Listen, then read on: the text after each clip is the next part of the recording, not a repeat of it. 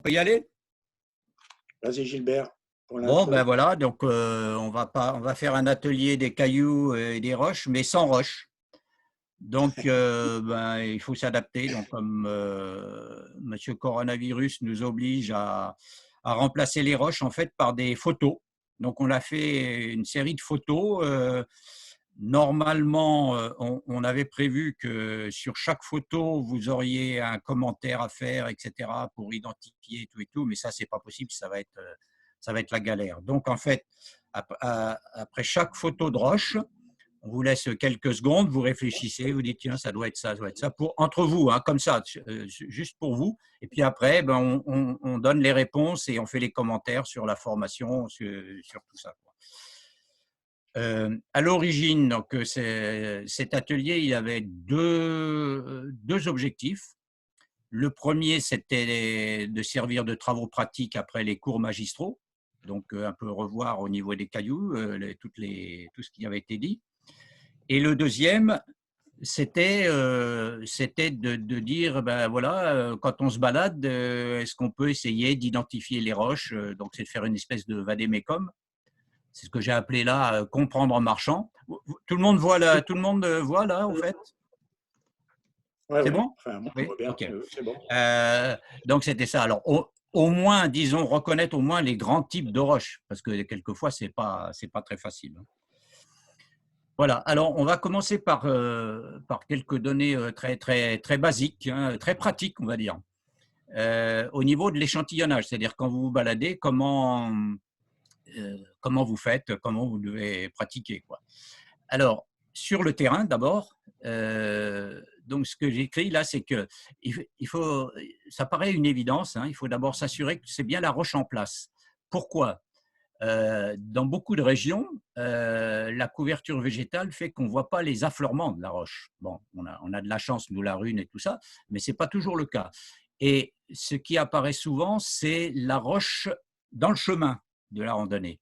Mais là, le piège, c'est qu'il y a souvent de l'empierrement, enfin des déblais qui ont servi à construire. Donc, ce n'est pas toujours évident. Et en général, cet empierrement, il ne vient pas de pas très loin.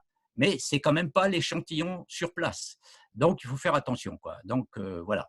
Il faut être sûr qu'on est bien sur la roche en place et qu'elle est bien représentative. L'autre chose, c'est que quand vous échantillonnez, il ne s'agit pas seulement de ramener un caillou et puis de dire voilà, je vais leur ramener ça, ils vont me dire ce que c'est, etc. Non, il faut le localiser si possible, sur la carte, sur une carte ou une carte géologique, parce que ça évite que les gens viennent en disant voilà, c'est quoi ça? Oui, mais tu l'as eu où? Qu'est-ce que c'est, etc.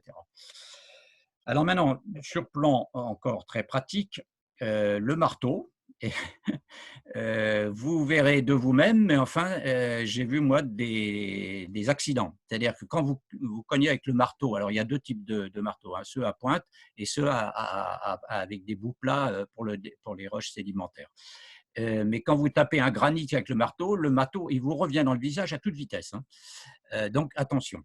Alors, quand on veut échantillonner des roches dures, il est préférable d'avoir un maillet, un petit maillet avec un burin. C'est quand même plus efficace. Voilà.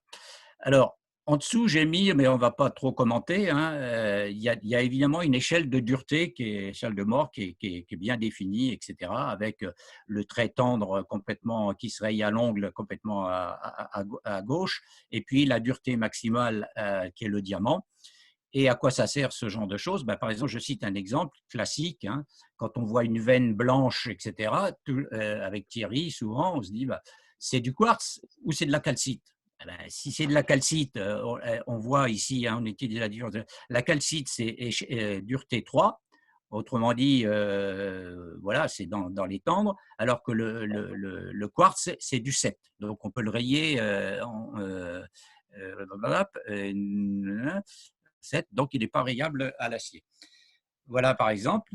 Alors ensuite, là on parle des échantillons de terrain, mais évidemment, juste pour citer comme ça, il y a les échantillons de forage, c'est-à-dire qu'il y a deux types d'échantillons dans les forages. Lorsque vous faites un forage, vous avez un trépan, vous avez une colonne de boue qui descend, qui passe à travers le trépan et qui remonte sur les côtés de ce qu'on appelle les pipes.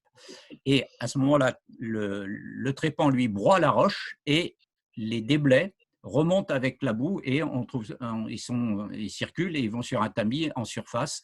Et c'est ce qu'on appelle les cuttings ou les déblais. Et c'est des déblais de la roche à telle profondeur. Et évidemment, ce n'est pas le caillou qu'on tient dans la main, mais par contre, ce sont des débris que l'on peut observer au microscope. Quand on veut mieux, on prend ce qu'on appelle des carottes, c'est-à-dire c'est un outil qui est un peu différent et qui vous sort carrément un morceau de roche, un cylindrique, à telle profondeur, et c'est comme si vous étiez sur le terrain, mais en fait, vous l'avez à telle profondeur. Alors ensuite, les échantillons, il faut les observer. Donc, vous, ce qui vous intéresse le plus, c'est l'observation macroscopique, c'est-à-dire carrément quand vous êtes sur place, quoi.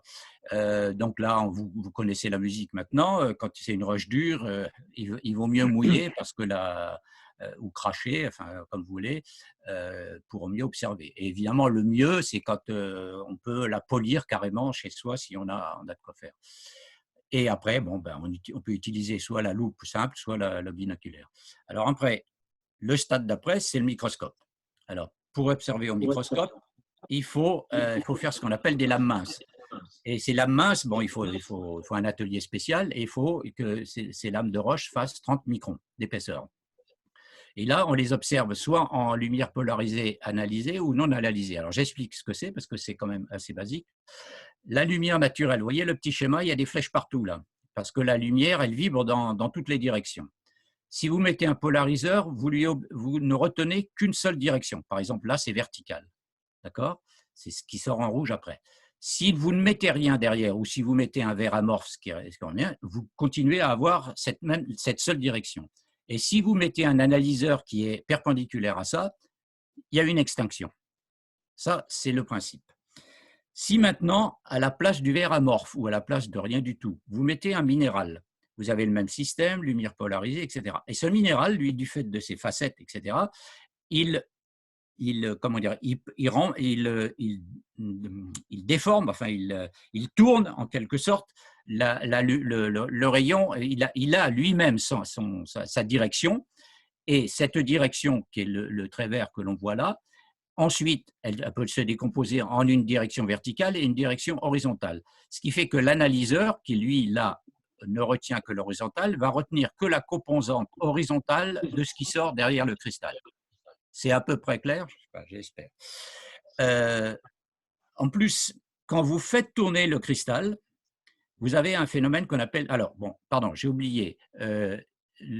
Quand vous faites la lumière polarisée et analysée avec le cristal au milieu, ça vous donne des couleurs particulières. On voit ici une amphibolite en lumière polarisée analysée, d'accord? Donc ça permet quand même des reconnaissances des cristaux.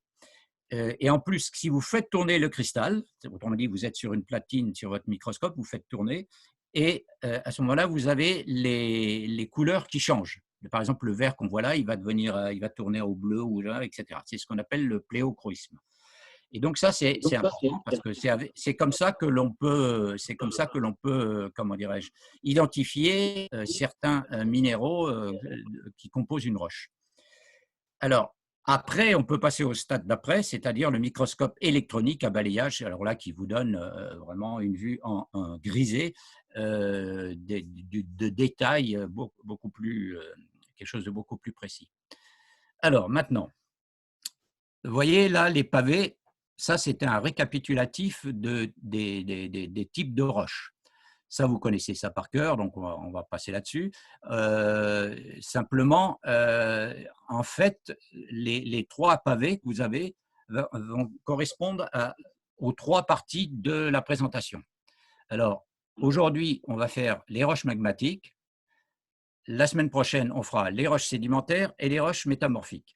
Alors, quand même si c'est évident pour vous, je vais passer vite. Dans les roches magmatiques, vous savez qu'il y a les plutoniques et les volcaniques, que la différence, c'est que les plutoniques, le magma est monté lentement, donc il y a eu le temps d'y avoir une cristallisation, donc ça donne des roches cristallines, en gros 95% c'est du granit.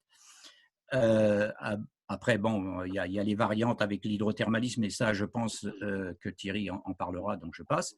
Et le volcanisme, la différence, c'est qu'effectivement, le magma, il remonte rapidement, il se refroidit rapidement, et donc il y a plus de structure cristalline, mais micro-grenues ou amorphes ou vitreuses, enfin, telles que le basalte. Voilà pour les roches magmatiques.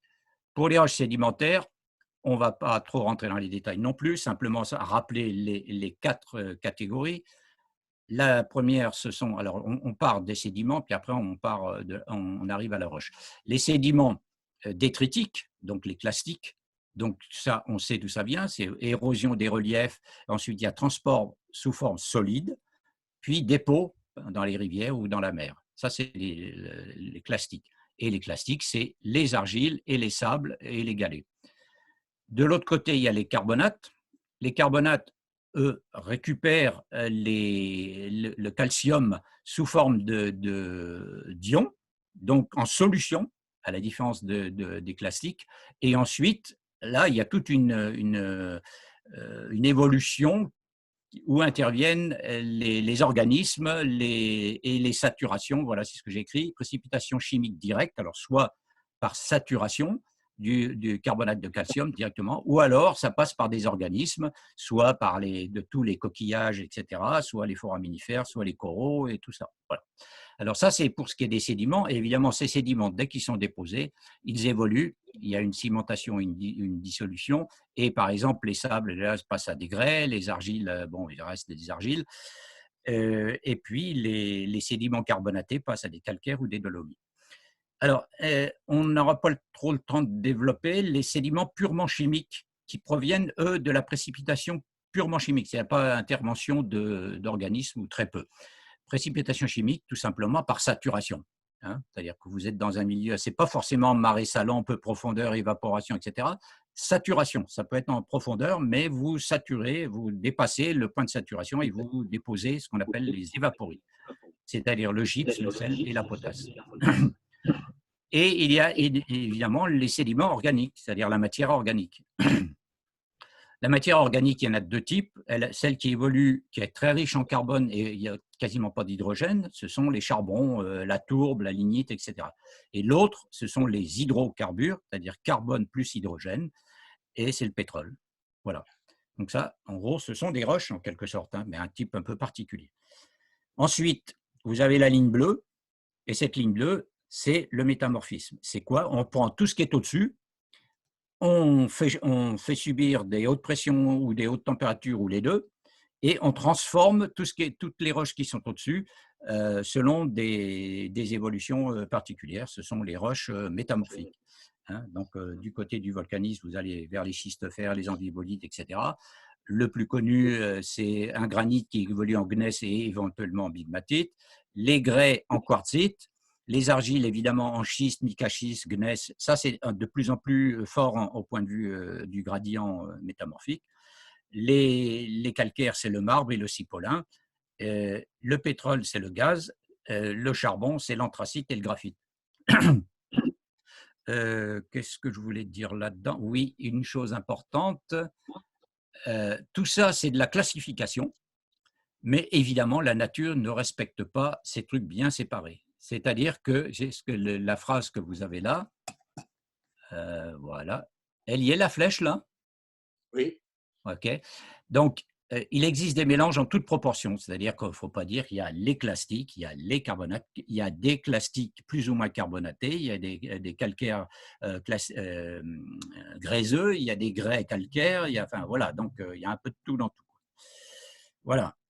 Donc, je crois qu'on va attaquer, si je me souviens bien. Ah oui, oui, non, bon, ça je l'ai laissé. Alors, je ne sais pas, moi j'ai un truc qui s'affiche là-haut, ça me gêne ce truc, mais enfin ça ne fait rien. Là, il y a, simplement avant d'attaquer vraiment le nerf de la guerre, je donne quelques ficelles, mais très grossières. Alors, déjà, il est pas toujours évident d'avoir une correspondance directe entre enfin, ce que je veux dire par là, c'est qu'un certain nombre de critères d'identification peuvent correspondre à plusieurs types de roches. Donc, c'est pas toujours, il y a pas une correspondance directe. Et là, quelquefois, ça pose, on essaie d'aligner les critères et puis, bon, ça peut amener à tel type ou tel type ou tel type. C'est pas, voilà. Alors, par la reconnaissance, oui, et ça, c'est ce que je disais tout à l'heure. Et quelquefois, notamment pour les roches métamorphiques et magmatiques plutôt, on est obligé d'aller au niveau de l'observation microscopique des cristaux, ce qu'on a vu tout à l'heure, pour arriver à bien identifier tous les composants. Alors, les magmatites basiques. On rappelle, le plutonique, c'est les cristaux, différentes tailles, et la composition de base, vous connaissez ça par cœur, le quartz, les feldspaths et les minéraux sombres, on va dire, mica noir, amphibole. Voilà. Et là aussi, le granit, ce n'est pas que le granit des pierres tombales gris, blanc, etc. Il peut avoir des couleurs différentes, d'où l'utilisation pour les pierres d'ornement. Le volcanique, bon, ben, on a déjà dit tout à l'heure, lui, il n'y a pas de cristaux isolés, etc., etc. C'est plutôt amorphe comme structure. Et souvent, il y a souvent des bulles de gaz. Les roches métamorphiques, on a dit pression, température, et il est évident que si vous appliquez, quelle que soit la roche d'origine, vous faites des modifications de structure.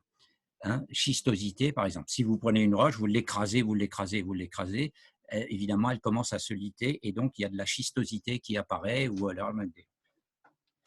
Ensuite, il y a aussi, sous l'effet de la température, il y a des transformations, température et pression. Il y a des transformations minéralogiques, évidemment. Donc, il y a des nouveaux cristaux qui apparaissent. Voilà pour les roches métamorphiques. Bon, les roches sédimentaires, on passe. La seule chose, c'est l'histoire des calcaires. Donc, les calcaires, c'est l'effervescence à l'acide qui est un bon critère pour identifier les calcaires.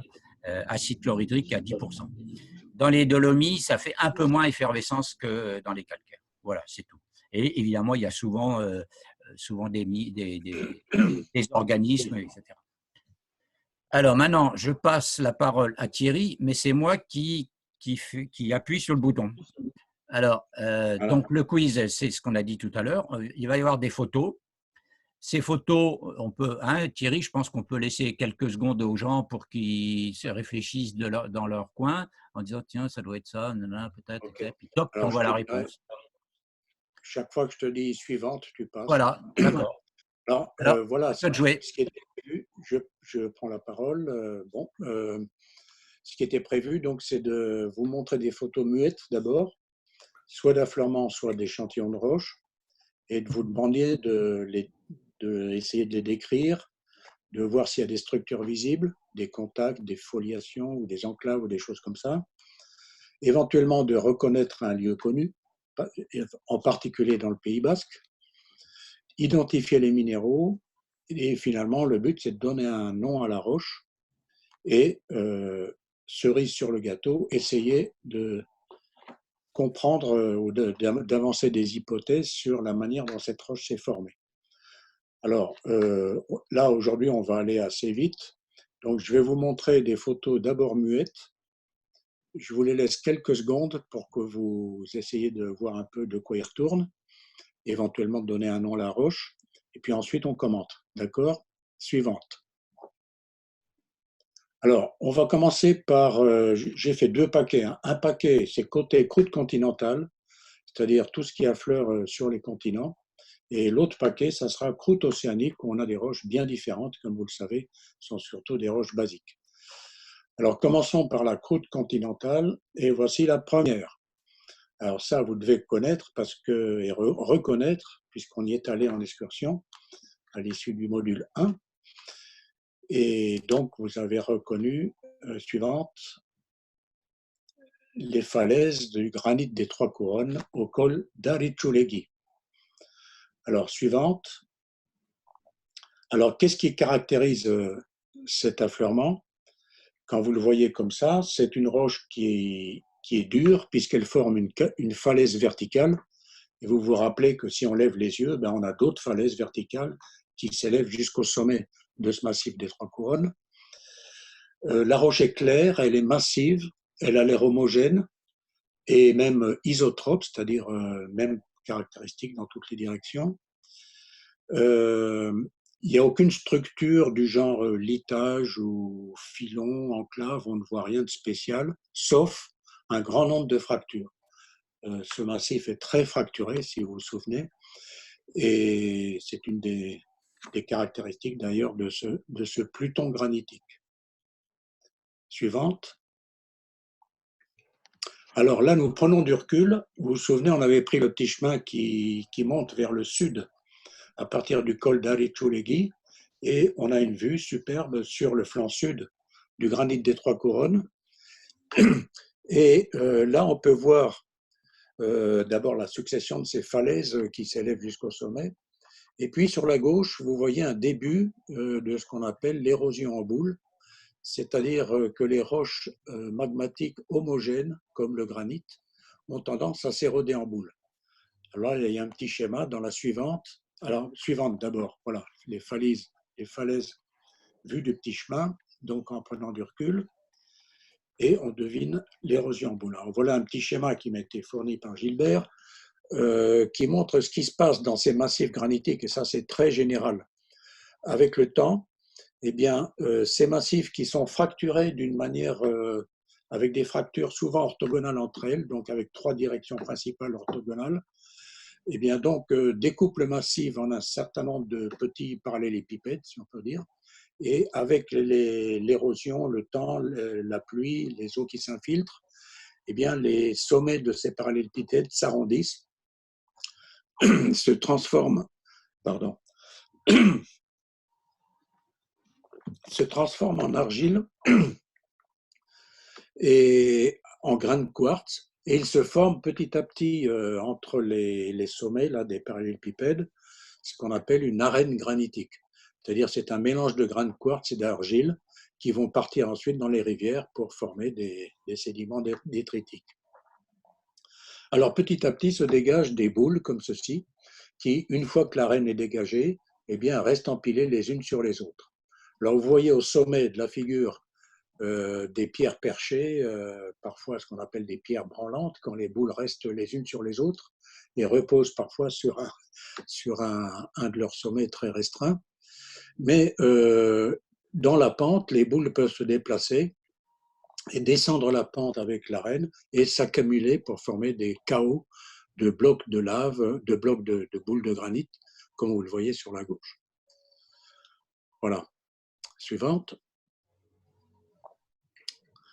Alors, le long de ce chemin et dans divers endroits de ce massif, on s'aperçoit d'une chose fondamentale dans ce granit des Trois Couronnes, c'est qu'en fait, il y a 2 magmas qui composent ce granit. Il y a un magma basique et un magma acide. Et vous vous souvenez de ces échantillons que nous avons ramassés ici, qui ont été sciés par notre ami Jacques Lagrenouille, et où vous voyez le contact entre des parties sombres.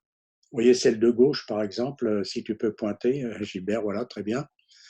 Et ce qui est très caractéristique, c'est que ces enclaves basiques sombres ont un grain beaucoup plus fin que le granit et ont des contours arrondis, voire lobés, qui prouvent que les 2 milieux n'étaient pas encore consolidés quand ils sont entrés en contact. On a en fait là 2 magmas immiscibles qui essayent de se mélanger, mais qui n'y arrivent pas. Alors, sur la droite, vous avez d'autres échantillons de ces roches basiques qui ont des grains variables. Vous voyez qu'au milieu, par exemple, il y a une roche basique qui est un gabbro, qui a cristallisé avec des grains plus gros. Pourquoi? Bien parce que là, probablement, cet échantillon provient d'une enclave plurimétrique, beaucoup plus grosse, qui a refroidi beaucoup plus lentement. Par contre, celle de tout à fait à gauche, là, vous voyez, le grain est très très fin. Et donc, ça, c'est une petite enclave qui a été littéralement trempée au contact du magma granitique.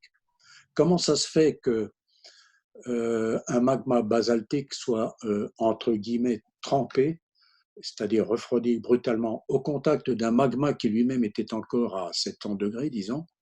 Eh bien, souvenez-vous, c'est parce que le magma basaltique, lui, il est à 1200 degrés quand il est émis. Et donc, il y a une différence de 500 degrés entre les 2 magmas. Ce qui explique que le magma basaltique qui est minoritaire, excusez-moi, j'ai un chat dans la gorge. ce qui explique que le magma basaltique, qui est minoritaire en volume, qui est arrivé brutalement dans une chambre granitique en train de cristalliser, eh bien, il se pulvérise en formant une espèce d'émulsion avec le granit. Je vous avais parlé de vinaigrette comme image pour comparer. C'est un peu une vinaigrette comme l'huile et le vinaigre qui ne se mélangent pas et qui forment des gouttelettes immiscibles. La suivante, alors d'abord le texte, donc les deux magmas du massif des Trois Couronnes, un magma basique, un magma acide, et puis voilà donc les contacts lobés entre les enclaves basiques sombres à grains fins et le granit clair à gros grains. Suivante. Voilà, alors là je vous en ai mis encore d'autres, surtout pour vous montrer celle du haut. Vous voyez l'échantillon du haut, il est intéressant parce qu'il montre une enclave avec basique, bleu nuit, assez grenu, qui devait donc faire une certaine taille et qui est fracturé et injecté de granit. Vous voyez, il y a différents filons, plusieurs filons de granit qui recoupent cette enclave et qui la morcellent en morceaux. Alors regardez le filon de granit de gauche, c'est le plus épais. Celui-là, il est intéressant parce qu'il montre que les cristaux ont cristallisé à partir d'une paroi, à partir de la paroi vers le centre. On voit très bien qu'il y a des feldspaths blancs qui tapitent les deux parois, des deux parois symétriquement, et que le quartz gris a cristallisé ensuite au centre du filon pour terminer la consolidation du filon. Voilà. L'échantillon du milieu, c'est un beau gabbro bien grenu qui provient donc certainement d'une enclave qui devait faire plusieurs mètres de dimension. Bon, suivante. Alors le texte d'abord. Ouais. Et puis nous passons à la suivante. Voilà. Alors ça, c'est encore dans le granit des Trois Couronnes. Et alors là, nous avons quelque chose qui paraît bizarre à première vue. Alors si vous regardez cette figure pendant quelques secondes, vous devez penser tout de suite au terme de géode. Une géode, c'est une cavité dans une roche dans laquelle ont circulé des fluides qui ont déposé des cristaux qui sont généralement très bien formés avec leur face cristalline, etc., ce qui est le cas ici. Donc nous sommes dans le granit. Le granit est très altéré parce que des fluides hydrothermaux de fin de cristallisation du granit, donc à moins de 500 degrés, disons, ont circulé à travers le granit. Et ces fluides sont chargés d'eau et chargés de gros ions, soit des anions comme le fluor, soit des ions métalliques, toutes sortes d'ions qui n'entrent pas dans les silicates du granit, qui ont été concentrés dans les jus résiduels et qui maintenant s'injectent avec de l'eau en excès. Alors, dans ces fluides hydrothermaux, il y a aussi un excès de silice qui va cristalliser en déposant du quartz. Vous voyez des beaux cristaux de quartz bien formés qui cristallisent à partir des parois. Alors, pourquoi y a-t-il un trou? Eh bien, parce que ces fluides hydrothermaux vont corroder le granit qui vient de terminer sa cristallisation et le dissoudre. Ces fluides hydrothermaux, en effet, sont très acides et très corrosifs vis-à-vis des premiers silicates qui ont formé le granit et qui ne sont plus du tout dans leurs conditions de stabilité maintenant, à moins de 500 degrés, et dans ces conditions chimiques nouvelles. Voilà. Alors on voit très bien d'ailleurs sur les bords de la géode que vous avez des fantômes de cristaux, vous voyez des petites cavités carrées ou rectangulaires qui montrent que des feldspaths ou des quartz ont été dissous par ces fluides hydrothermaux. Alors les minéraux blancs qui cristallisent dans la géode là sont du quartz, et les minéraux sombres et brillants à la droite, voilà, ça c'est des minerais de fer. Ça peut être des oxydes de fer, des olégistes, des magnétites ou des carbonates de fer, des enchérites ou des choses comme ça. Voilà. Et donc ça, c'est l'origine du fer, des mines de fer, dont Arditory, toutes ces mines qui se trouvent tout autour du granit et qui ont ces filons qui ont été injectés d'ailleurs dans les cornènes et schistes qui entourent le granit. Suivante, le texte, voilà, une géode hydrothermale dans le granit des Trois Couronnes. Et en fin de cristallisation, donc, c'est solution aqueuse très chaude, mais beaucoup moins chaude que les températures de cristallisation du granit. Suivante. Voilà, là je passe là. Suivante. Voilà. Alors là maintenant, je vous entraîne dans les rues de Saint-Sébastien, là où je vous ai promis de faire une petite excursion quand nous le pourrons, hein, de géologie urbaine. Et là nous sommes dans le passage souterrain qui passe sous la gare Renfe de Saint-Sébastien. Et ce passage est pavé par un beau granit à biotite, vous voyez, gris sombre, avec les 4 minéraux typiques du granit. Il y a 2 feldspaths, hein, l'orthose et le plagioclase. Difficile à distinguer ici, hein, c'est tout ce qui est blanc, c'est les feldspaths. Il y a du quartz gris et du mica noir. Mais alors, nous retrouvons ici la vinaigrette, c'est-à-dire nous retrouvons les enclaves basiques, arrondies, lobées, qui forment une espèce d'émulsion dans le granit. C'est exactement le même phénomène que dans le granit de Haya. Mais ce qu'on remarque tout de suite, c'est qu'il ne s'agit certainement pas du granit des Trois Couronnes ici, parce que ce granit est beaucoup plus frais, là, vous voyez, il n'est pas du tout fracturé, comme l'est le massif des Trois Couronnes. Donc c'est un granit qui vient d'ailleurs, probablement de Galice. La suivante. Thierry, tu veux que je zoome ou pas? Tu voudrais que je zoome? Non, c'est pas la peine. Suivante, alors le texte, voilà, granit à enclave basique à Saint-Sébastien, passage souterrain de la gare, que nous irons voir quand on fera cette excursion. Voilà, donc même phénomène que le granit des Trois Couronnes, mais un granit beaucoup plus frais, beaucoup moins fracturé. Suivante. Voilà, alors quand on se retrouve de l'autre côté de la gare, on arrive dans l'avenue du Duque de Mandas, où tous les immeubles sont revêtus à la base par des plaques de granit de types différents. C'est très intéressant parce qu'on a toute une collection de granit le long de cette rue, à commencer par celui-ci que vous voyez là. C'est un granit donc à biotite, hein, c'est toutes les taches noires que vous voyez, c'est des paillettes de biotite. Et là, on voit mieux sur cette photo le quartz qui est gris et les feldspaths qui sont blancs, sans qu'on puisse bien distinguer l'orthose des plagioclases, mais il y a les deux. Hein. Mais alors, il y a quelque chose qui doit vous frapper, c'est qu'il y a des grandes lamelles, grandes ou petites d'ailleurs, qui brillent, qui sont blanc argentés et qui brillent avec un grand éclat au soleil, comme celle que vous voyez en haut vers la gauche, et la grande lame, la grande paillette blanche là qui brille. C'est là? Voilà, celle-là. Oui, c'est ça. Alors ça, c'est le mica blanc, c'est la muscovite, c'est le mica alumineux qui vient donc s'ajouter à la biotite. Donc là, nous avons affaire à un granit à 2 micas parce qu'il y a suffisamment d'aluminium dans ce magma pour que la muscovite puisse cristalliser à côté du mica ferromagnésien qui est la biotite. Alors, suivante, le texte. Voilà, granit à 2 micas. Alors là, on est à côté de la Tabacalera, là, le nouveau centre culturel à côté de la gare. Suivante, suite du texte. Voilà donc les 2 micas, hein, la biotite ferromagnésienne avec les lamelles noires et brillantes et la muscovite alumineuse, lamelle blanche et très brillante. Suivante. Alors, si nous poursuivons le long de cette avenue du Duque de Mandas, nous arrivons sur une place où se trouve le nouveau palais de justice, la place Teresa de Calcutta, où là nous avons un autre type de granit qu'on appelle granit porphyroïde, parce qu'il a des grands cristaux d'orthose, vous voyez, qui sont pluricentimétriques, dont les sections donnent des grands rectangles blancs qui font plusieurs centimètres. Attendez, je m'éclaircis la voix.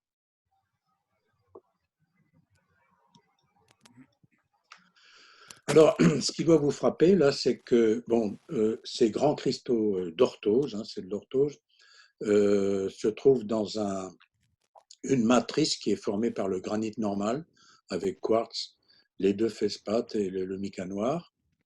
Et ce qui doit vous frapper, là, c'est que statistiquement, tous ces minéraux sont orientés suivant une direction que l'on voit très bien. Tu peux la souligner, Gilbert, voilà.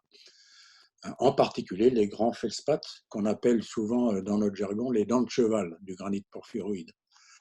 Ils sont alignés suivant, en fait, les minéraux sont tous aplatis suivant un plan statistique moyen.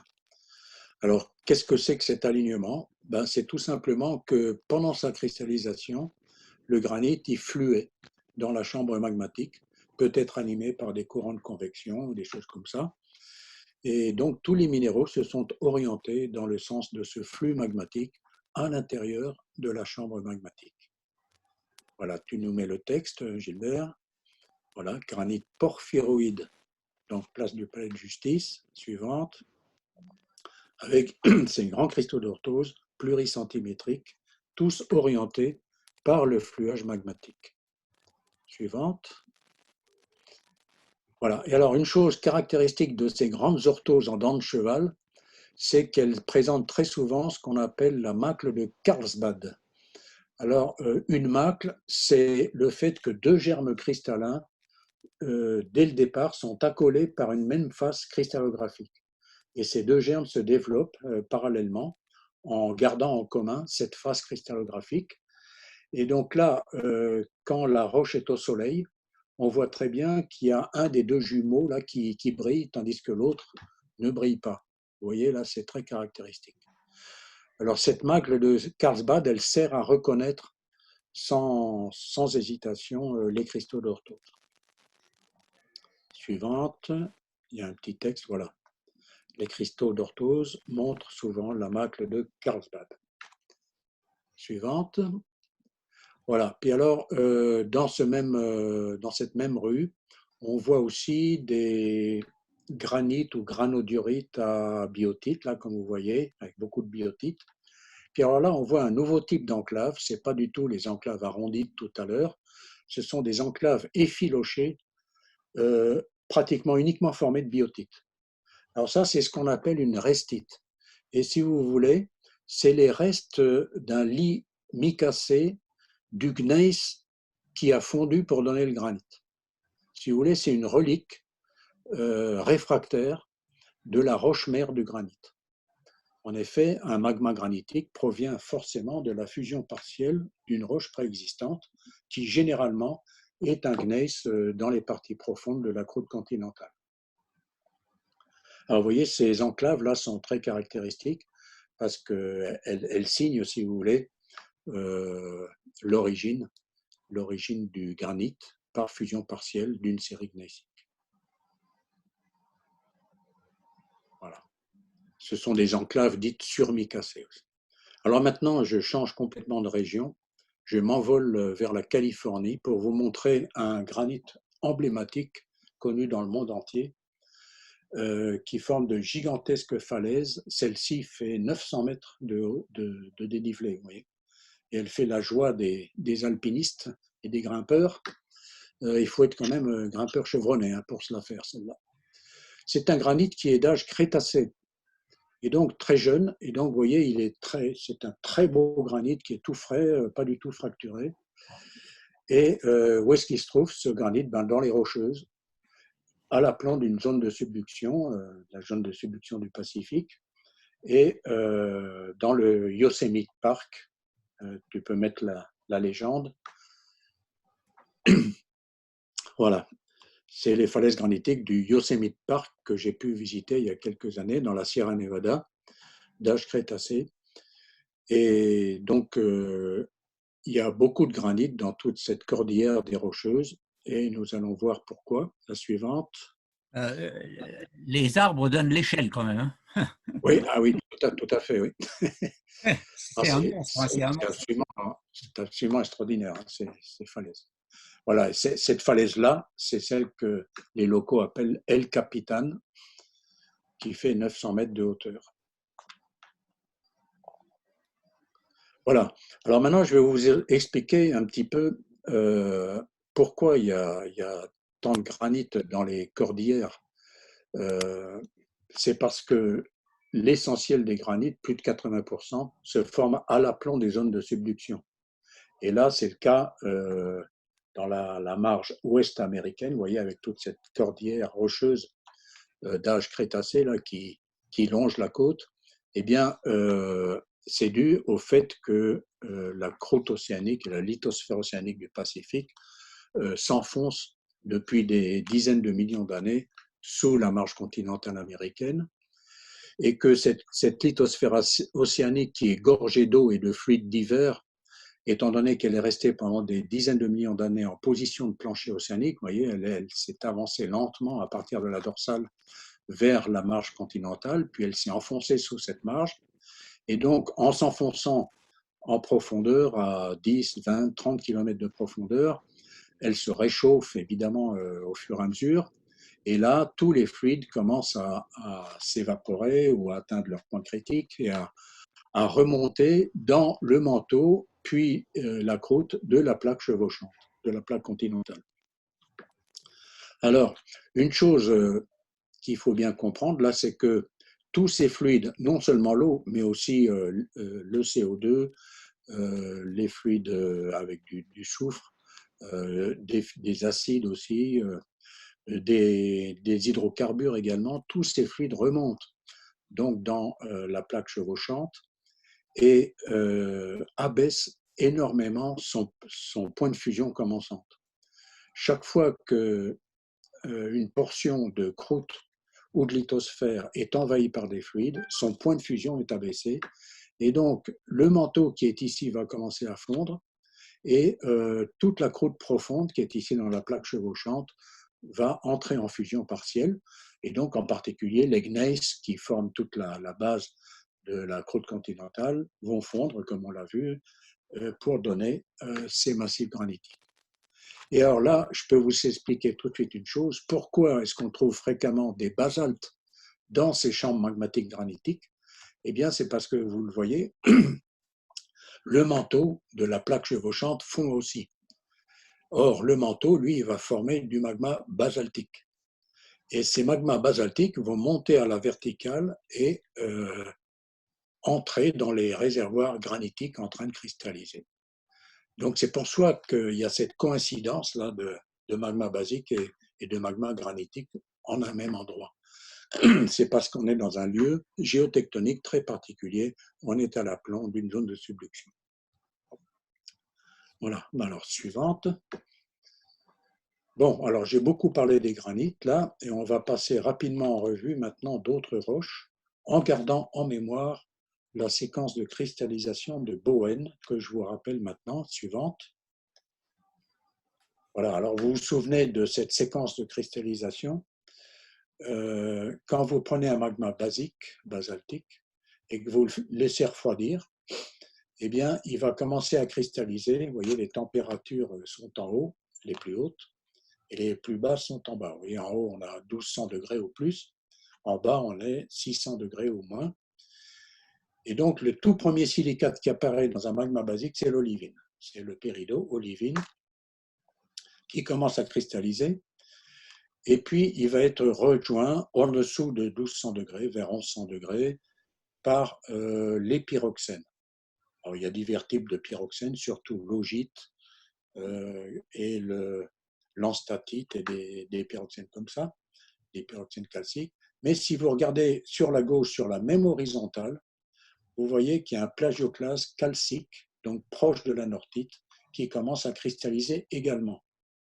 Donc, si vous mettez en relation ces deux types de silicates, les pyroxènes et les plagioclases calciques, eh bien, vous avez de quoi former un basalte ou un gabbro.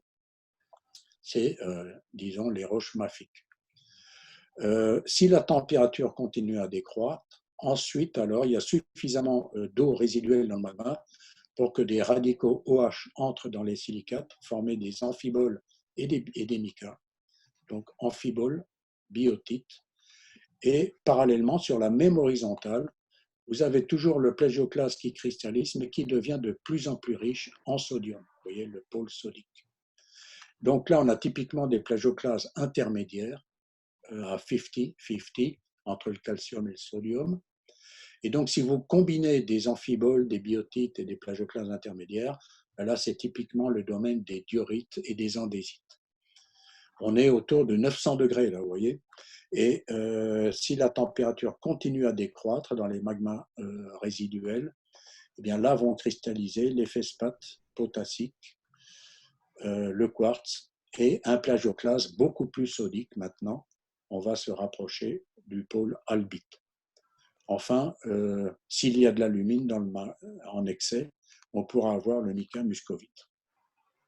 Et là, on est donc dans le domaine des granites, typiquement, et leur équivalent volcanique, qui sont les rhyolites. Voilà la séquence de cristallisation d'un magma basique. Et on peut traduire ça d'une autre manière, suivante, avec ce diagramme que je vous avais commenté en cours, c'est-à-dire on a de nouveau là les températures, enfin non, là c'est surtout les pourcentages de silice, vous voyez en abscisse, qui vont de 40% à 70% vers la gauche, et en ordonnée, ce sont les pourcentages relatifs des différents minéraux. Alors, en partant de la droite, on commence par cristalliser essentiellement de l'olivine, vous voyez, à très haute température, puis le pyroxène se joint, et à ce moment-là, si tout ceci cristallise, on peut avoir une péridotite à olivine et pyroxène. Ensuite, si la température continue à décroître, vous voyez que la proportion d'olivine décroît fortement, et c'est les pyroxènes qui se développent, ainsi que le fedspath riche en calcium que nous avons vu, le plagioclase, pour former les gabbros ou leur équivalent volcanique, les basaltes. Puis, vous voyez qu'ensuite, les pyroxènes s'amenuisent et sont remplacés au fur et à mesure que la température descend par la biotite et l'amphibole, et que le plagioclase devient de plus en plus sodique ici, et de plus en plus important. La roche s'éclaircit. Il y a beaucoup moins de minéraux ferromagnésiens dans les diorites et leur équivalent, les andésites. Et puis finalement, eh bien, il nous reste biotite muscovite, donc les deux micas. Il nous reste éventuellement un peu d'amphibole. Et il nous reste surtout les fedspaths. Le fedspath potassique, vous voyez, qui est apparu là de manière très discrète et qui maintenant devient très prépondérant, l'orthose, le quartz, les plagioclases riches en sodium, et puis biotite et muscovite. Là, c'est le domaine des granites et leur équivalent, les rhyolites. Suivante. Voilà, alors passons en revue quelques roches, soit volcaniques, soit plutoniques, parmi celles que nous avons citées. Alors, ceci, qu'est-ce que vous dites de ceci? C'est une roche claire, c'est pas un basalte, visiblement, hein. Les basaltes sont beaucoup plus sombres. Il y a pas mal de fedspaths, vous voyez, en latte comme ceci, en phénocristaux, comme on dit, et en petits cristaux aussi. Puis il y a des minéraux assez allongés, tout noirs, que vous voyez sur la face à droite, et aussi de face. Et tout ceci baigne dans une matrice très fine qui est grise, mais d'un gris assez clair. Alors ça, suivante, tu nous mets le texte, c'est une andésite. C'est typiquement une andésite, et les andésites ont pour caractéristique d'être riches en phénocristaux. Vous voyez, on voit très bien les cristaux dans une andésite. Contrairement aux basaltes, on les voit rarement. Ces roches sont chargées de fedspaths et d'amphiboles, de biotites et de choses comme ça. Suivante, le texte. Voilà, lave gris clair chargée de cristaux, latte de plagioclase, prisme noir d'amphibole, dans une pâte vitrifiée, très fine, et surtout, là, on ne voit pas de quartz. Hein, on est donc dans le domaine des diorites ou andésites. Suivante. Voilà, qu'est-ce que c'est que ça, à votre avis? Je vous laisse 2-3 secondes. C'est gris clair, il y a plein de cristaux, il y a des noirs, il y a des lattes noires, il y a beaucoup de cristaux blancs. Eh bien, c'est la même chose. C'est gris clair, c'est une andésite aussi. Et là, on voit beaucoup mieux la charge en gros cristaux ferromagnésiens. Hein, essentiellement des amphiboles, vous voyez ces cristaux allongés, mat, rectangulaires, ou formant des amas parfois aussi. C'est une andésite. Le texte, s'il te plaît. Voilà, andésite, avec ici beaucoup de belles amphiboles prismatiques noires. Voilà pour les andésites. Suivante. Alors, un petit mot sur les andésites. Les andésites, c'est typiquement l'équivalent volcanique de tous les plutons qui cristallisent à l'aplomb des zones de subduction. Quand ces magmas arrivent en surface, eh bien, ils forment des andésites. Et le prototype a été choisi dans les Andes, hein, dans cette cordillère tout à fait équivalente à celle des Rocheuses qu'on a vues tout à l'heure, où ces laves sont extrêmement abondantes. Donc en profondeur, vous avez les plutons de granit, de granodiorite et de diorite, et en surface, éruption de volcans de lave andésitiques.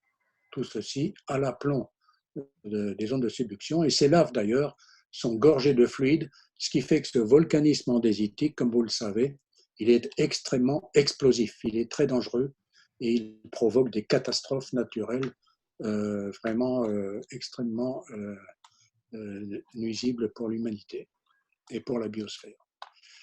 Voilà, suivante. Voilà le texte. Alors, qu'est ceci? Vous voyez là des grands cristaux d'amphiboles noirs et des grands cristaux blancs. Tout ceci engrené, il y en a à peu près autant des uns que des autres.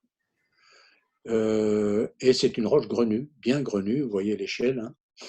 Et donc là, on peut deviner là, que c'est l'équivalent des andésites, l'équivalent grenu des andésites, c'est-à-dire, texte,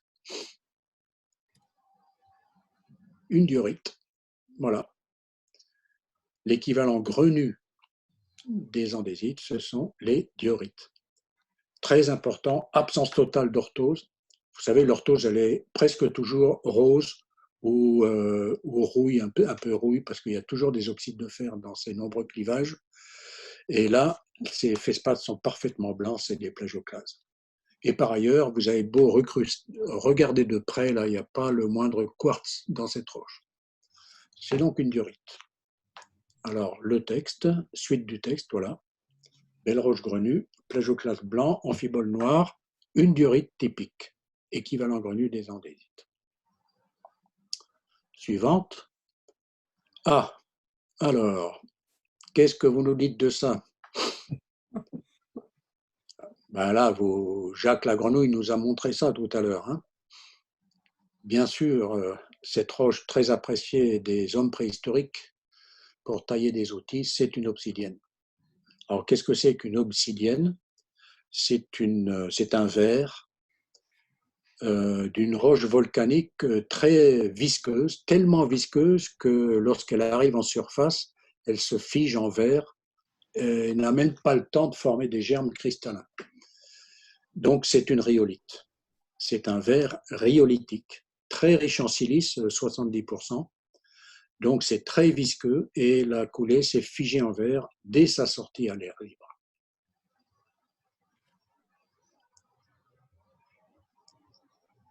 Alors maintenant, je vous montre une autre roche qui est là, toute rose, grain fin, hein, on ne voit pas trop de cristaux. On voit des bulles, c'est des bulles, hein, puisque c'est vraiment arrondi, là c'est des petites bulles, donc c'est une roche volcanique. On voit aussi une fluidalité discrète, mais bien visible, hein, il semble qu'il y ait un écoulement. Voilà. Et donc il y a des parties qui ont l'air plus gris-rose, un petit peu plus sombres, qui sont plus vitreuses que d'autres. Alors ça, texte, c'est une rhyolite. Voilà, ça c'est une rhyolite quand elle n'est pas figée en obsidienne, qu'elle a le temps de cristalliser un petit peu, de s'écouler et de former des germes cristallins essentiellement fespatiques. C'est une roche qui est 100% leucocrate, c'est-à-dire il n'y a que des minéraux blancs là-dedans. C'est que de l'orthose, les germes cristallins, orthose et plagioclase. Voilà, il n'y a même pas, on ne voit pas de mica là. Voilà. Donc ça c'est la rhyolite typique. Alors, ici, nous avons une roche qui a l'air d'être a priori, on dirait stratifiées, enfin, on dirait qu'il y a des couches très fines là, les unes sur les autres. Mais en fait, quand on regarde, on ne voit pas de minéraux là-dedans, on voit pas de. C'est très très fin, ça évoque un peu ce qu'on vient de voir, mais c'est organisé en bandes. Et la fluidalité qui était discrète dans la précédente, là, elle devient extrêmement visible. Il y a des zones très sombres, presque noires, vous voyez, des lits très fins, qui alternent avec des lits plutôt roses. Et donc, ça, c'est encore une rhyolite. On peut mettre le texte, mais c'est une rhyolite fluidale. Alors, quelle est la différence avec la précédente et surtout avec l'obsidienne?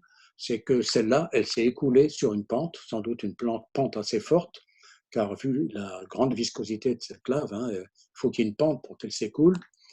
Et en s'écoulant, eh bien, elle a formé des fines lames visqueuses, vous voyez. Les unes qui se sont figées en verre, c'est les zones noires. Là, c'est entièrement vitreux et c'est très fin. Et puis les autres ont eu le temps de cristalliser des petits germes d'orthose ou de plagio qui sont plus roses, comme dans la précédente. Voilà, donc ça c'est une rhyolite fluidale. C'est assez typique des rhyolites là, qui s'écoulent sur des pentes assez fortes. Voilà. Alors maintenant, nous voyons qu'est-ce que c'est que ça. Alors ça c'est une roche grenue, hein. Visiblement, il n'y a pas de bulle, il n'y a pas de structure, c'est pas du fin, c'est du grenu. Bon, il n'y a pas d'échelle, mais on devine hein, que c'est des cristaux semi-centimétriques, voire centimétriques. Alors là, il y a du rose. Il y a beaucoup de rose et c'est du rose clair, c'est de l'orthose. Hein.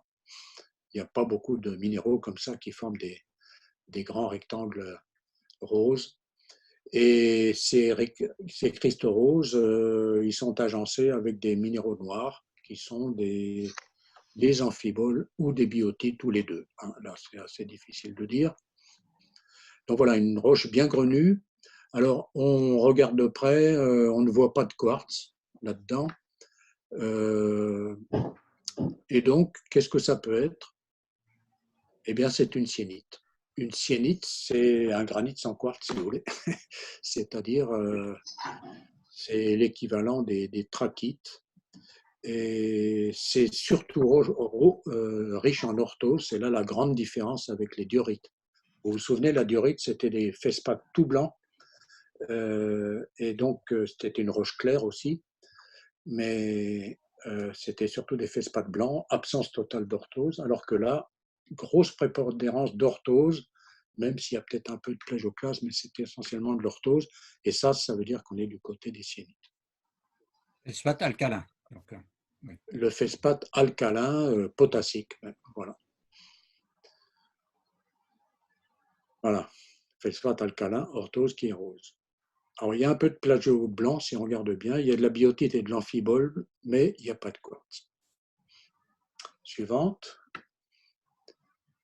Voilà. Alors là, nous retrouvons une roche là avec deux tailles de cristaux, donc probablement une roche volcanique, des grands cristaux blancs qui nagent dans une matrice avec plein de petits cristaux blancs et des cristaux noirs dispersés, probablement des micas.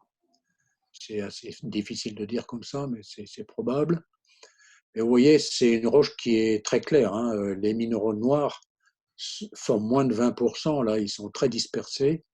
On a surtout des feldspaths blancs et une pâte un peu rose. Donc, il doit y avoir de l'orthose dans la pâte. Et bien, texte, s'il te plaît, c'est une trachyte. Voilà, l'équivalent de la syénite grenue de la précédente, c'est une trachyte.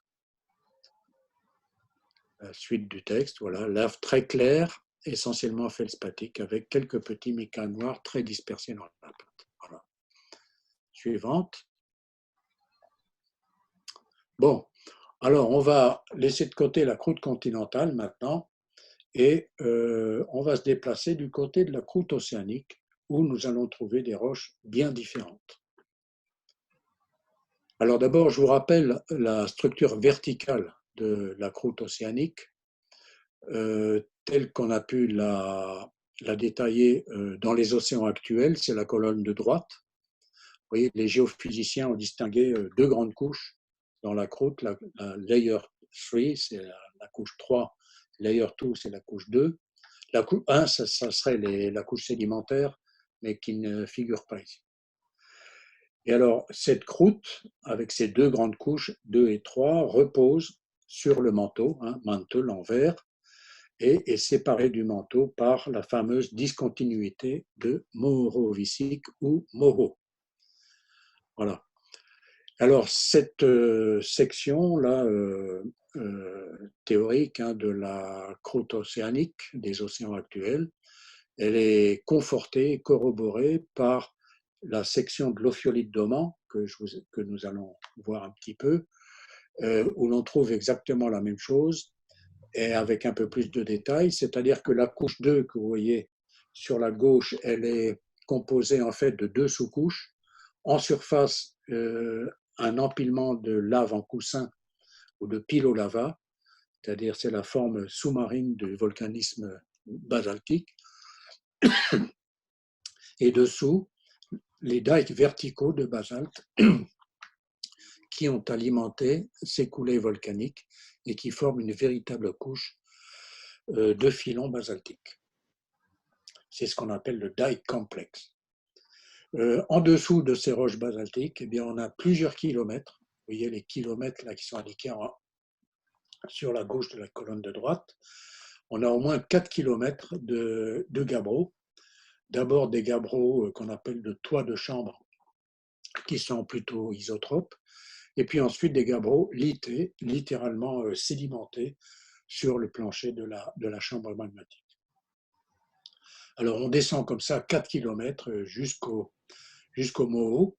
Là, en orange, on a une couche de transition que vous voyez en orange, là, qui est formée essentiellement de dunites, c'est-à-dire des péridotites essentiellement composés d'olivine, sans pyroxène.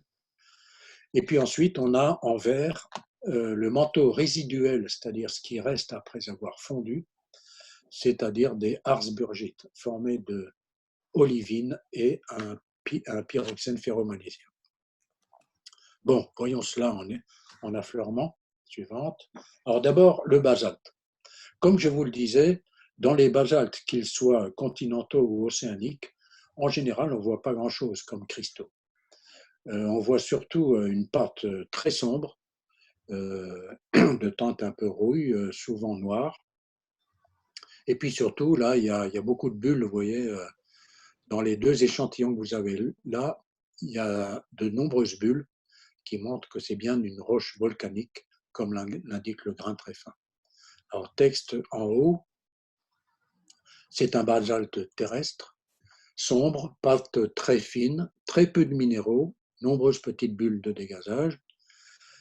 Et texte du bas, c'est un basalte lunaire, rapporté par les missions Apollo. Eh bien, c'est kiff-kiff.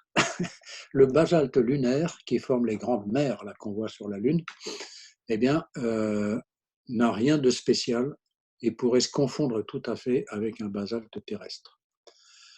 Au microscope, on voit les mêmes minéraux, olivine, pyroxène, plagioclase, et c'est chargé de bulles de gaz. Voilà. Alors là, vous avez un petit synoptique qui vous montre les gabbros et les basaltes, deux équivalents, l'un grenu en haut, le gabbro, et l'autre micro-grenu, ou plutôt volcanique, aphanitique, c'est-à-dire sans cristaux. Et les cristaux, on ne les voit qu'au microscope. Vous voyez, à gauche, c'est les vues en lumière polarisée, comme vous le montrez, vous l'a détaillé Gilbert, avec les couleurs vives des pyroxènes et les couleurs grises des plagioclases. Les plagioclases en la mince et en lumière polarisée se reconnaissent par ce qu'on appelle les macles polysynthétiques. C'est-à-dire qu'au lieu d'avoir une seule macle, comme la macle de Karlsbad de tout à l'heure, dans l'orthose, ici dans les plagioclases, on a de très nombreuses lamelles accolées au départ dans les germes cristallins qui forment des macles polysynthétiques. Ça, c'est très caractéristique des plagioclases qui restent gris en lumière polarisée. À droite, vous avez les mêmes roches en lumière naturelle vues au microscope. Et on voit que le pyroxène forme des grandes plages là, qui englobent les nombreux plagioclases. Bon, alors, passons à la suivante. Alors d'abord, dans pas mal de basaltes, mais là ce sont des basaltes terrestres d'Auvergne, eh bien on trouve des enclaves arrondies là aussi, comme dans le granit. Mais là, ce n'est pas un mélange de magma. Là, ce sont des enclaves de péridotite dans des basaltes alcalins d'Auvergne. Alors en bas à droite, ce que vous voyez, c'est une belle enclave de péridotite avec l'olivine verte et les pyroxènes noirs. Il y a environ 70% d'olivine verte. Alors l'olivine, elle mérite bien son nom, hein, parce qu'elle est vraiment vert olive, et quand elle est fraîche. Et là, c'est le cas. Là, ces enclaves de manteaux là, qui ont été ramenées par le basalte, eh bien, elles n'ont jamais été en contact avec de l'eau. L'olivine est très sensible au contact avec l'eau, mais là, il n'y a pas eu de contact et donc elle a gardé sa belle couleur verte. Alors, texte en haut, voilà. Donc, ce sont des enclaves toutes fraîches, à olivine vert olive, à pyroxène noir, dans un basalte de l'Ardèche. C'est la fameuse coulée du Répic, que Jacques Lagrenouille connaît bien. En bas, vous voyez, c'est un peu un zoom sur une de ces enclaves. Et en fait, donc, ces enclaves, c'est des morceaux, des fragments de la roche-mère du basalte qui, en remontant rapidement vers la surface, a entraîné avec lui, le basalte, il a entraîné des fragments de sa roche-mère. Suivante. Voilà, alors voilà une vue d'un zoom sur une de ces enclaves, très fraîche. Celle-là, je l'aime bien parce qu'on voit vraiment des minéraux qui sont presque des minéraux gemmes. Vous voyez, tu peux mettre le texte. On voit très bien les olivines vert olive. Continue avec le texte. Voilà. Alors, il y a deux pyroxènes. Il y a un pyroxène, le diopside, qui est vert aussi, mais c'est un vert plus sombre. Vous voyez, l'olivine, c'est un vert clair, plutôt clair. Le pyroxène diopside, c'est un vert plus sombre. Et puis, il y a un orthopyroxène purement ferromagnésiien qui, lui, est presque noir, beaucoup plus sombre.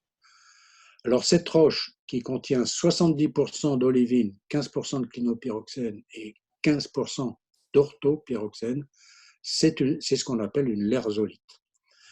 Et cette lerzolite, elle est très importante parce que c'est un peu le manteau tel qu'on se le figure quand il est non fondu.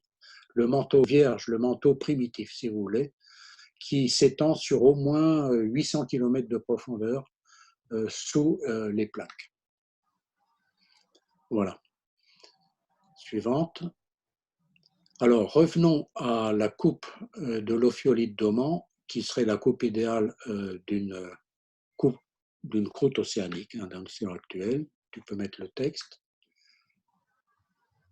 Voilà, c'est la coupe type de l'ophiolite d'Oman qui sert de modèle pour la structure crustale des dorsales océaniques. Alors, on va y faire un petit tour pour vous rappeler un peu tout ce que je vous avais montré en cours. Suivante. Voilà. Alors là, je pense que vous reconnaissez les pilolavas, donc de cette couche superficielle de roches volcaniques sous-marines. Voilà, celle-là, absolument. Et ça, tu peux mettre le texte, c'est le fameux affleurement qu'on a appelé Geotimes en Oman, que tous les spécialistes de la croûte océanique viennent voir, parce qu'elle a fait la couverture de la revue géologique Geotimes aux États-Unis en 1975. Voilà. Alors là, voilà un zoom sur ce front de coulée où on voit tous les tubes de lave qui dégringolent les flancs d'un volcan sous-marin. Et moi, quand je vois ça, je me crois en submersible à 3000 mètres de profondeur en train de regarder un volcan de la dorsale. C'est vraiment extrêmement spectaculaire et extrêmement frappant. Voilà, suivante. Alors, sous cette couche de lave, on a la couche de dikes verticaux. Voilà, que Gilbert vous montre donc cette deuxième couche, les dikes verticaux qui forment un véritable dike complexe, parce qu'ils s'intrudent tous les uns les autres au fur et à mesure que les plaques s'écartent à l'axe de la dorsale. Alors là, ce que vous voyez, ce qui est très symptomatique sur un affleurement en aumant, c'est que chaque dike développe des bordures figées, plus sombres, très minces, au contact des dikes plus anciens qu'il recoupe. Vous voyez le dike au milieu, là, un petit peu sur la gauche, qui est assez mince. Il a deux bordures figées symétriques, voilà, absolument, que Gilbert est en train de montrer, qui sont plus sombres parce que le grain est beaucoup plus fin. Et plus un grain est fin dans une roche, plus la roche est sombre. Ça, c'est une règle très générale. Donc là, on voit très bien que ce petit filon là, vertical à deux bordures symétriques, bah, c'est le dernier qui a été mis en place. Alors, tu peux mettre un peu de texte, Gilbert. Il y a un texte en trois parties. Donc ça, c'est le complexe filonien subvolcanique. Voilà la deuxième partie. Ce sont donc des dikes de diabase se recoupant les uns les autres. Et alors, en vous aidant des bordures figées, reconstituer la chronologie des dikes. Voilà. Et ça, c'est la chronologie telle qu'on peut la faire sur cet affleurement. Les plus anciens, c'est ceux qui sont marqués 1. Ils ont la même allure. Ça peut être un très gros dike, ça peut être le même, hein, mais ça peut être aussi deux dikes différents dont on ne voit pas le contact. Ensuite, il y a le 2 qui a nettement une bordure figée sur la droite avec le 1. Et le contact du 2 avec le 1 sur la gauche, on ne le voit pas parce qu'il est caché par l'intrusion du 3. Alors, vous voyez comment on fait de la chronologie des dikes sur affleurement et on peut voir comme ça des dizaines d'épisodes d'intrusion successifs. Voilà pour les dikes. Suivante. Alors, dessous maintenant, nous entrons dans la chambre magmatique où cristallisent les gabbros. D'abord des gabbros isotropes, oui, de toit de chambre. Tu peux mettre le texte. Voilà. Donc, c'est les gabbros en bleu clair, là, vous voyez, tout à fait en haut. Voilà, ceux-là. Alors, qui se figent au contact de la base du complexe filonien. Il faut vous imaginer une chambre liquide à 1200 degrés qui fige son jus magmatique en gabbro, comme vous le voyez là. Alors, ce gabbro, il est assez particulier parce qu'il est tout vert. Il est vert jaunâtre. Pourquoi? Parce qu'il est percolé par de nombreux fluides hydrothermaux qui viennent lécher la base de la chambre. Il y a de l'eau de mer qui circule là dans toute la croûte supérieure et qui ici vient altérer les minéraux du gabbro. On voit des amphiboles noirs hein, en latte, plus ou moins allongés, mais ces amphiboles sont très transformés en chlorite verte, en épidote jaunâtre. Les plagioclases eux-mêmes sont transformés en argile ou en albite aussi secondaire. Enfin bref, c'est un gabbro hydrothermalisé, vous voyez, qui n'a pas la couleur typique d'un gabbro frais. Le texte, voilà, gabbro isotrope, de toit de chambre, très altéré par la circulation hydrothermale, teinte verdâtre due aux minéraux d'altération, chlorite, épidote, amphibole. Et alors là-dessous, sous ces gabbros isotropes, eh bien, on a 4 km de gabrolité que vous voyez là. Alors la couleur est très différente, on retrouve la couleur des dikes et des basaltes. Voilà, c'est tout cet ensemble de 4 km d'épaisseur qui va jusqu'au Moho. Voilà, encore une, voilà. Alors là, il faut vous imaginer ces gabbros qui se sédimentent à plat dans la chambre magmatique. Là, ils sont redressés parce que l'ophiolite s'est mise en place. Elle est là sur la marge continentale arabe. Et en se mettant en place, tout le complexe est redressé, vous voyez, presque à la verticale. Ce qui permet d'ailleurs de descendre toute la série jusqu'à la base. Alors, ce qu'on voit, c'est que les bandes gabbro ici sont différenciées gravitativement, c'est-à-dire que les minéraux lourds, ferromagnésiens plus sombres, se mettent très souvent à la base des bancs, ce qui permet de différencier des cycles d'injection, enfin de sédimentation de dike, enfin de gabbro, de ligne gabbro. Voilà, gabrolité, oui, sédimenté en base de chambre, organisé en lits de composition variable, selon les proportions de minéraux ferromagnésiens sombres et de feldspath plagioclase clair, plagioclase très classique. parce que ce sont des gabbros. Voilà.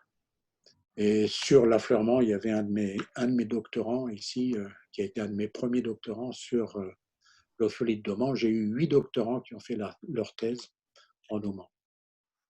Alors là, ça c'est un zoom sur ce fameux phénomène de différenciation gravitative des bancs de gabbro. Vous voyez, par exemple, il y a un certain nombre de bancs qui se superposent et chaque banc comprend une base noire parce qu'elle est entièrement formée d'olivine et de pyroxène.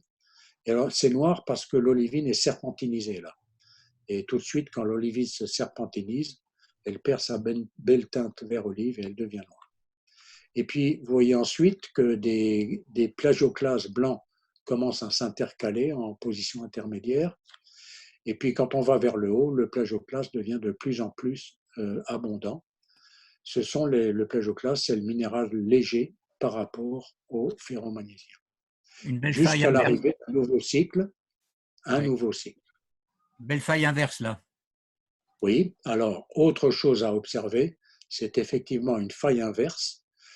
Et ce qui est très intéressant, c'est que cette faille inverse, ce n'est pas une faille tardive liée à la mise en place de l'ophiolite, c'est une faille qui est contemporaine de la sédimentation des gabbros. Pourquoi? Parce qu'elle est elle-même injectée de gabbros. Vous voyez, il y a un filon de gabbros qui injecte cette faille. Et donc ça, c'est ce qu'on appelle la tectonique de chambre. C'est-à-dire qu'à l'axe d'une dorsale, il y a plein de petits séismes, de tremblements de terre, de mouvements tectoniques qui font que toute cette pile de cumulats magmatiques eh bien, subit des déplacements, des failles, soit normales, soit inverses.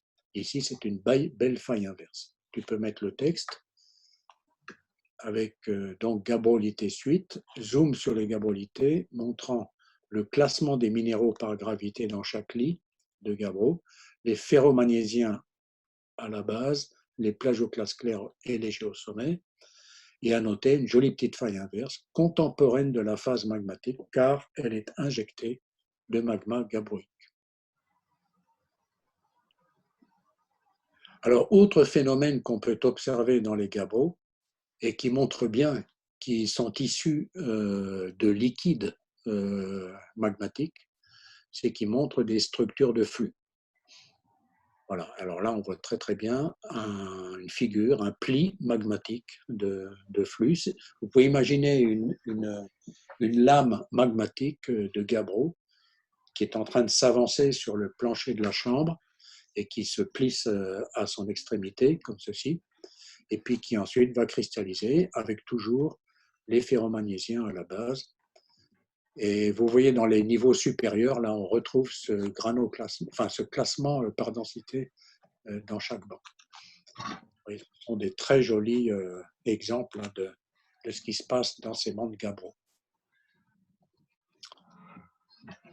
Voilà, pli d'écoulement visqueux sur le plancher de la chambre magmatique. OK.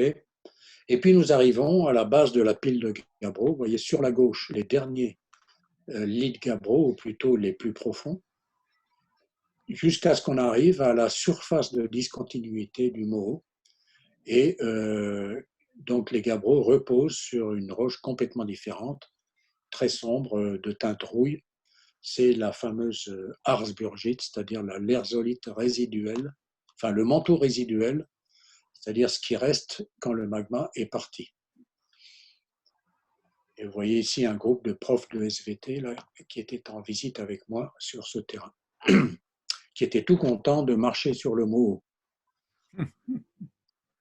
La suivante, c'est voilà.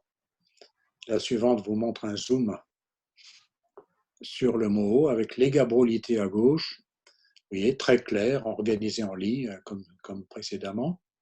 Et puis le manteau à droite avec sa couleur brun-rouille très caractéristique, avec de nombreuses petites failles et fractures. Voilà.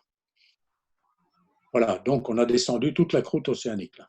Et maintenant, nous nous retrouvons dans le manteau. Alors, quelques photos de manteau. Alors, ce qui est très caractéristique dans ce manteau, c'est d'abord sa couleur, brun-rouille. Ensuite, il est formé surtout de deux types de minéraux. L'olivine, qui est précisément brun-rouille ici, et puis le pyroxène, qui a une teinte verdâtre, plus claire. Et ça forme des alignements, mais là, ce sont des alignements de type plutôt métamorphique, car vous voyez qu'il y a une foliation. Là, tous les minéraux sont aplatis dans un plan. On voit très très bien cette foliation, qui est due à des mouvements de fluage plastique à haute température et haute pression dans le manteau sous les dorsales.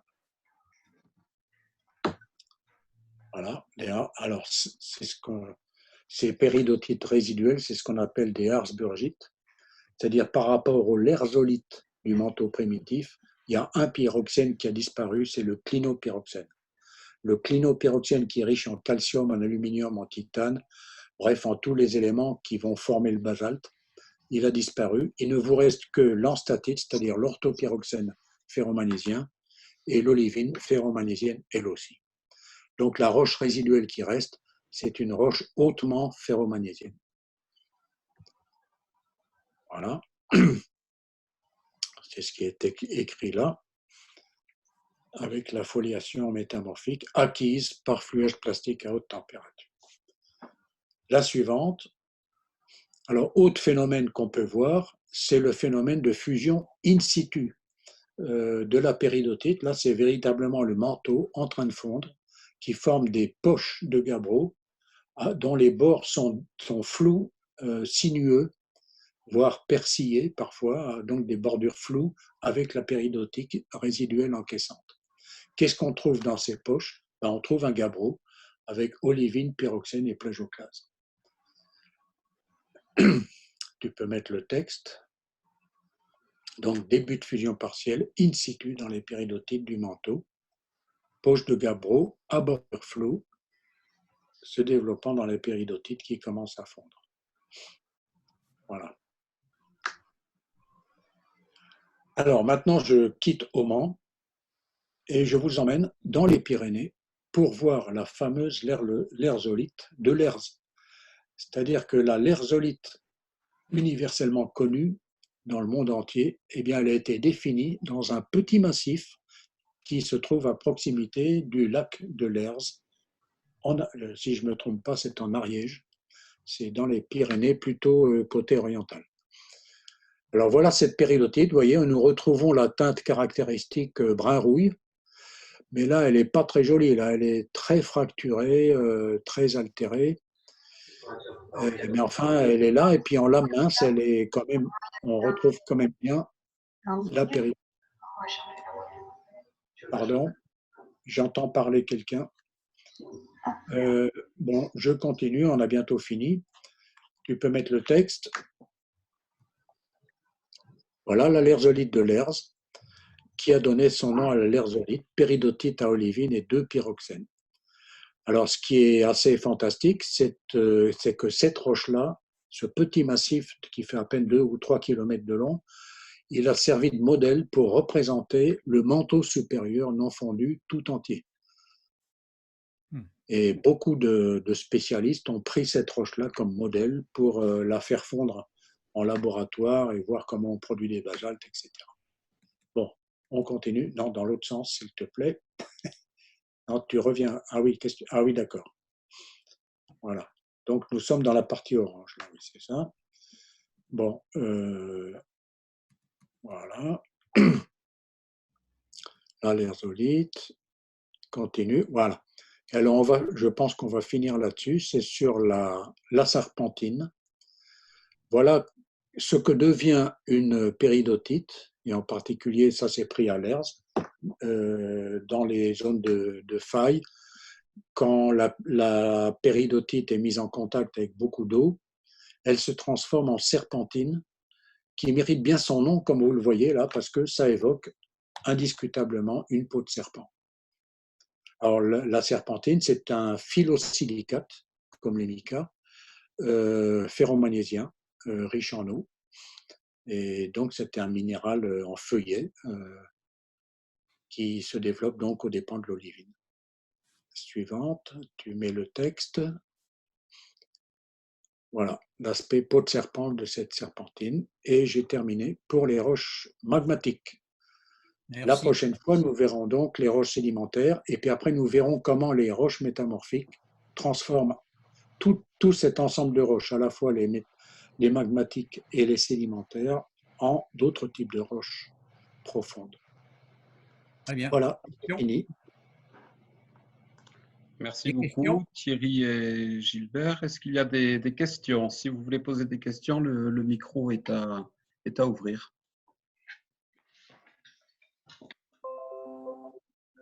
Oula. Jacques, je sens que tu as une Comment question. Jacques. Alors, j'ai réalisé des petits détails du style plus le grain est fin, plus la pierre est sombre. C'est des choses que Thierry a dû me dire X fois, ou il a dû dire que j'avais pas bien enregistré jusqu'à présent, par exemple. Oui, oui. Et après, oui, quelque chose qui m'a intrigué, le gneiss qui devient, qui donne le granit. Là. Il y a un truc que ça m'a fait tilt quand j'ai entendu ça, j'avais l'impression de ne pas saisir. Est-ce que tu peux m'en dire deux mots pour que je comprenne mieux? Parce que je ne comprenais pas que l'un puisse donner l'autre, je ne sais pas. Un gneiss, quand il commence à fondre, Oui, il produit un jus granitique. d'accord. Et ce jus granitique, s'il s'échappe vers le haut, eh bien, c'est un magma de granit qui va se mettre en place plus haut dans la croûte. Mais au départ, il s'est formé par fusion du gneiss. D'accord. Alors ça, je le traiterai dans les roches métamorphiques, parce que je parlerai à ce moment-là des migmatites, qui sont des roches à la fois gneissiques et granitiques. Jacques, Je parlerai de ça dans les roches métamorphiques. tu te souviens des migmatites de l'hôtel Silhouette, là, avec les deux jus blancs et noirs? Oui, oui, oui, tout à fait. Mais moi, je ne m'en souviens pas. Je ne connais rien. Ah, Bon. Non? Vous en avez parlé quand? Dans l'hôtel Silhouette, là, le bureau d'accueil. Ah oui, à l'intérieur, le comptoir. Oui, oui. Voilà, ben, tu avais, les migmatites typiques, quoi. Enfin, il y en a, on a vu plein d'autres, mais donc ils proviennent du gneiss avec les deux jus. et rappelle-toi les migmatites du port de Saint-Sébastien. Aussi, Pareil, oui. pareil. Ouais, partout. Voilà, c'est pareil. Donc, il faut bien vous dire que les plutons granitiques, c'est l'échappement vers le haut de tous ces filons de granit formés dans les migmatites. Voilà. Ok. Bon, c'est petit à petit, on rajoute des On en marqueurs. reparlera, Oui, oui, voilà. on en reparlera mercredi. Bon, moi, je voulais demander aux participants si cet exposé leur a plu, si ça leur convient, si C'est le clair. niveau est... Ah oui, moi j'ai apprécié, c'était vraiment clair. Ouvrez vos micros hein, si vous voulez intervenir. J'ai l'impression de. Bon, c'est vrai que moi j'avais fait la formation la première année, fin 2016 et début 2017. J'ai l'impression, ou alors j'ai oublié, parce que c'est vrai que je ne suis pas allé voir les cours depuis très très très très longtemps, mais c'est vrai qu'il y a des schémas que j'ai trouvé qui étaient très clairs, dont je ne me souvenais pas, peut-être que tu as rajouté, ou qui étaient déjà à l'époque et auxquels je n'ai pas fait attention. Je trouve que tes explications plus quelques schémas, ça aide à mieux comprendre. Alors après, j'avoue que je sais, après ça c'est moi par contre, je ne suis pas convaincu. Est-ce que je vais faire l'effort de vraiment retenir tous ces noms de roches? C'est vrai que ça demande quand même une sacrée gymnastique, c'est complexe. Oui, bien sûr. Est-ce que ça vous paraît bien compléter les cours là, ou c'est une bonne prolongation, ou c'est une répétition, ou c'est un bon complément, ou c'est plutôt bien dans ce sens? Ouvrez vos micros. Oui, ça complète bien. Si on avait les roches, les pierres devant nous, ce serait mieux, mais bon, c'est pas possible. Ah oui. Donc, voilà. Eh oui. Il faut appeler Monsieur Coronavirus. Oui, oui, oui. Gilbert, est-ce que vous pourriez reprendre au début, vous avez donné des explications et j'ai lâché, mais je ne sais plus à quel moment. Il y a peut-être au moment de l'échelle de dureté, ou tout de suite après. C'était tout au début, de toute façon. Non, c'est pas ici. Ah oui, ici, voilà, c'est ici. C'est ici. Voilà. Voilà. L'explication, là, moi, je n'ai pas bien suivi, je n'ai pas bien compris. Ah, C'est c'est compliqué. un peu physique, ça, oui. Oui, oui, mais c'est pas grave. Alors, en plus, il y a une ambiguïté. Parce que c'est sur la lumière naturelle. Par exemple, la lumière, la vraie lumière naturelle, c'est celle qui est. Alors, je prends la première bande. Hein. La première, c'est la lumière naturelle, la vraie lumière, celle qu'on voit, voilà, là, elle vibre. Ce sont des ondes, elles vibrent dans tous les sens. Ça va? Oui, oui, oui, oui, oui.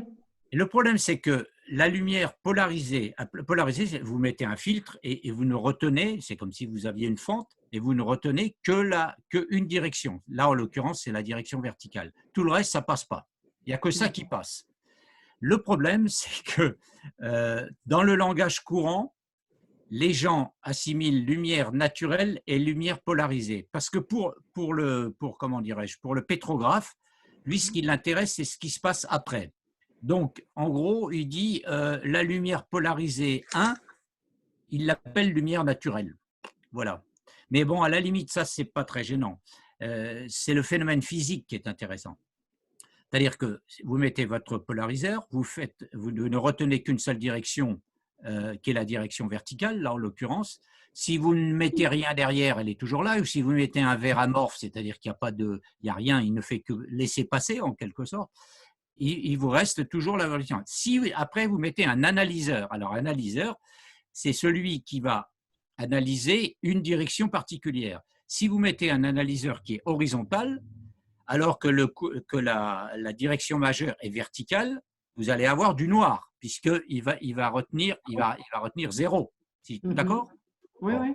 Alors maintenant, si vous remplacez le verre amorphe ou l'absence de quoi que ce soit, c'est-à-dire une platine vide, et que vous mettez un cristal, alors le cristal, il a plein de facettes. Donc, en fait, vous reprenez le schéma qui s'appelle lumière polarisée, et pour certains, ils appellent ça lumière naturelle, voilà l'ambiguïté, et la direction verticale, elle vient cogner contre les cristaux et elle décompose en quelque sorte, elle change la direction. Et là, par exemple, la direction, elle est verte, elle est à 45 degrés, on va dire, à peu près, par rapport à la verticale ou à l'horizontale. Et si vous remettez, alors, quand vous avez une direction comme ça à 45 degrés, vous devez la décomposer en deux. Une direction à 45 degrés se décompose en une composante verticale, une composante horizontale. Et l'analyseur qui ne retient que la composante horizontale, eh ben, elle retiendra la composante horizontale de la flèche verte. Ça va ou pas? Oui, oui, oui, oui, oui, ok. Voilà. Et alors, tout ça, c'est de la théorie, mais bon, peu importe. À la limite, ce qui est important, c'est que vous partez de la lumière naturelle, vous la polarisez, certains l'appellent toujours naturelle, vous mettez un cristal, vous mettez un analyseur ou vous n'en mettez pas. C'est ce que Thierry montrait à un moment donné. Vous savez, il y avait à droite lumière naturelle, autrement dit lumière naturelle ou lumière polarisée, mais simple, on va dire. Et puis à gauche, il n'avait quasiment pas de couleurs. Et puis à gauche, il y avait plein de couleurs. Parce que l'intérêt de ça, de l'analyser, c'est que vous faites apparaître des couleurs et ces couleurs vous permettent d'identifier les minéraux. Oui, oui, oui. Et en plus, si vous sophistiquez la chose, que vous faites tourner le minéral sur une plaque, vous avez donc ce qu'on appelle un pléochroïsme, c'est-à-dire une extinction des variations de couleurs qui peuvent être caractéristiques du minéral. Donc, il y a la couleur d'origine plus sa façon dont il miroite, en quelque sorte. Oui, oui, ok. Oui. C'est-à-dire que dès qu'on introduit un cristal entre les deux polariseurs, on fait apparaître des couleurs artificielles sur les minéraux qu'on observe, qui sont tout à fait caractéristiques pour les reconnaître.